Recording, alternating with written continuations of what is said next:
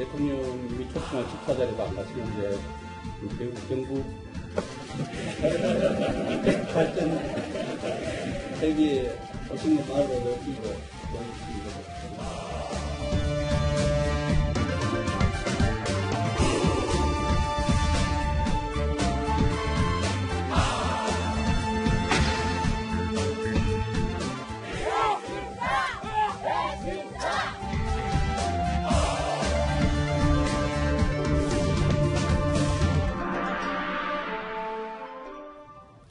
자, 이제 내년 지방선거까지 1년도 채 남지 않았습니다. 이런 가운데 보수 야당 사이에서는요, 벌써부터 텃밭 민심 잡기에 불이 붙었습니다. 지금 보셨죠? 화면으로요. 이 이야기 좀 나눠보도록 하겠습니다. 홍준표 대표, 보수의 성지라고 할 수 있는 TK를 방문을 했습니다. TK. 그러니까 일찌감치 가서 이제 보수에 다시 표를 얻겠다. 지금 그런 상황인 거죠?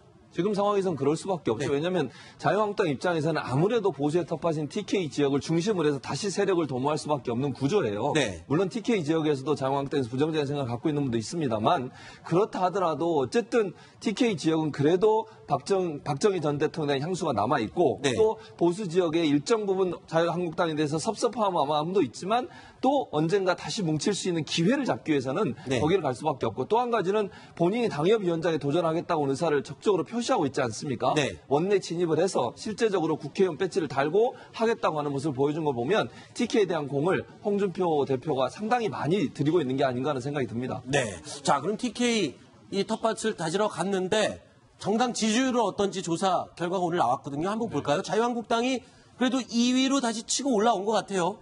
회복을 했네요, 명예를. 치고 올라왔다고 말씀을 하셨고 네. 실제로 이제 지난주 전주 대비로 2%포인트가 올라온 건 사실이에요. 네. 그런데 이제 10%나 9%나 11%나 모두 다 이제 오차범위에 있어서 사실은 비슷하다.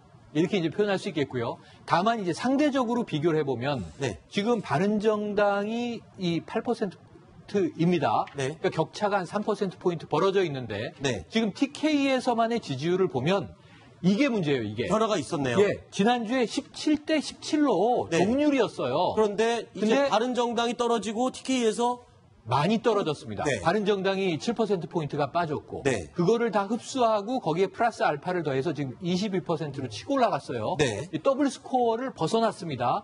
여기서 바른정당이 지금 추격전을 포기하게 되면 네. 상당한 격차로 벌어질 수 있다. 그럼에도 불구하고 바른정당에 기회가 있다고 보는 것이 과거에 이 보수당이 하나일 때는 TK에서는 70% 이상이 나오는 게 정상이었어요. 그런데 문제는 지금 합쳐도 30%대 아닙니까? 그럼 나머지 보수표들은 어디에 갔는가? 이 부분에 대해서 두 정당 모두 개혁 드라이브를 걸 필요가 있어 보입니다. 네. 제가 고향이 대구라서 대구 분들을 이제 이야기를 듣습니다. 네. 근데 지금 대구 분들이 이념에 있어서 뭐 바른정당이나 뭐 그 자유한국당에 대해서 그 차별을 두는 거 아니고요. 네. 바른정당에 대해서는 진짜 아까 나온 대로 배신자라는 느낌을 그 표현을 아주 뭐 스스러우시 하시더라고요. 네. 그러니까 대구 사람들이 또 의리에 또 죽고 살지 않습니까? 다른 지역도 의리 있어요. 대구가 좀 특히 심하다 하겠습니다. 네. 그런 면에서 이 바른정당을 보면은 네. 박근혜 전 대통령이 잘하고 못하고가 문제가 아니고 그럴 수 있느냐. 네. 이 정서가 계속 반영된 게 아닌가 그런 생각이 듭니다. 네. 자, 이런 자유한국당이 지금 TK 보수 민심을 잡기 위해서 내려갔는데 이에 질세라 바른정당도 가만히 있지 않았습니다. TK의 민심을 잡기 위해서 내려갔는데요. 자, 지금 이해운 의원, 죄송합니다. 이해운 대표. 이해운 대표가요, 박정희 전 대통령의 생가를 찾았는데 분위기가 그렇게 좋지는 않았습니다. 이해운 대표의 방문을 반대하는 주민들의 목소리와 외침이 있었는데 그래도 여전히 미워도 한국당, 이게 TK의 민심인가요? 아무래도 골수 지지층이 있냐 없느냐 측면에서의 바른정당과 네. 자유한국당의 차이인 것 같습니다. 네. 자유한국당은 그래도 좀 깊게 골수 지지층이 남아있는 상태고 그렇죠. 바른정당은 신생정당이기 때문에 아무리 보수 적통 경쟁을 해도 좀 그런 부분에서 부족한 부분이 있는데 이제 현실적으로 내년에 이제 지방선거가 있는데 여기서 두 정당 중에 이기는 정당과 패배하는 정당이 나올 겁니다. TK 지역에서요. 네. 근데 이게 단순한 선거 한 번 지는 게 아니라 어떤 정당의 존립까지 흔들 수 있는 결전이거든요.